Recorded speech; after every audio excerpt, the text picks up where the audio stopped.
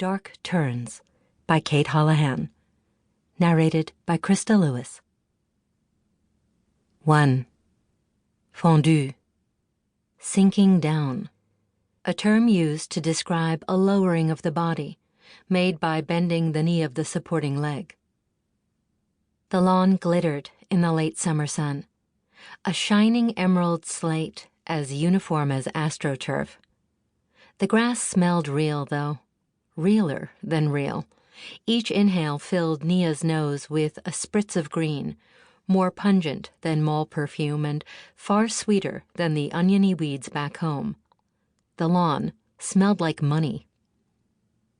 Nia stared at the clock on the tower at the far end of the courtyard. Its shorthand pointed to the Roman numeral 7. The long hand crept toward the X. He would arrive soon. A cramp pulled at the meat between her metatarsals.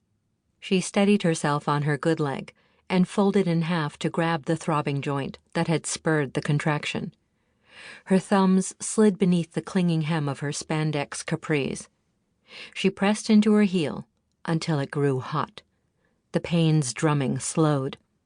Only a doctor could silence it. Until she got some real medical attention, she'd keep having bearable days and bad ones. Today was a bad day. She blamed herself. The tendinitis always flared when she didn't stretch. She should have risen earlier to warm up. What if the director asked to see point work? Could he rescind the offer if he didn't like her performance? An iron bench sat just to the right of the registration building. She limped to it. The metal was cool on her palms. She placed her feet in a line, heels together, toes pointed in opposite directions. She dipped into a demi-plie. Tightness trickled from her thighs. The familiarity of the move did as much good as the stretch. It was her morning coffee, a ritual that woke her body and prepared her for the day. A breeze stirred the lawn, reassuring visitors that a school of Wallace Academy's caliber would not accept anything as gauche as faux grass. Nia didn't see any visitors to impress. School offices were closed. The academic buildings that flanked the courtyard remained locked. Classes didn't start until tomorrow. The students had arrived, though. Parents had flooded onto campus over the weekend, pouring from imported SUVs with trunks and suitcases, filling the dorms with preppy debris while their teenagers flowed between buildings in search of lost friends.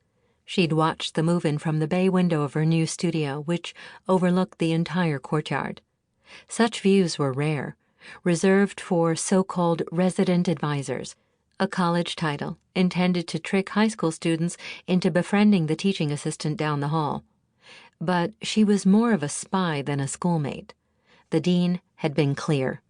She existed to keep boys out and report anyone attempting to sneak in the opposite sex during the week. She was also expected to sniff around for pot and cigarettes. She didn't know why the dean worried. So far, the dorm had gone quiet by 11 o'clock each night. These students weren't nymphos or druggies. How could they be, and sneak past the admissions officer? Wallace prided itself on an acceptance rate that rivaled the Ivy League schools to which it funneled graduates. Birds trilled somewhere above her. Nia listened to their music and dropped into a grand plie, thighs and calves apart, spine straight. Her back released more tension. The throbbing in her heel subsided. She arched her arms over her head. Endorphins chased the nerves from her system. She felt loose, confident. She rose to her toes. Pain crackled through her leg like a string of firecrackers. Her ankle wobbled with each small explosion. Her heel crashed to the floor. A smile parted her lips. Dancers didn't show discomfort. 15 years of training let her beam through cramps like the Virgin Mary in labor. She shook her right leg. Stretching alone couldn't soothe this pain. She needed the shot. Once the health insurance took effect, she would head straight to the orthopedist.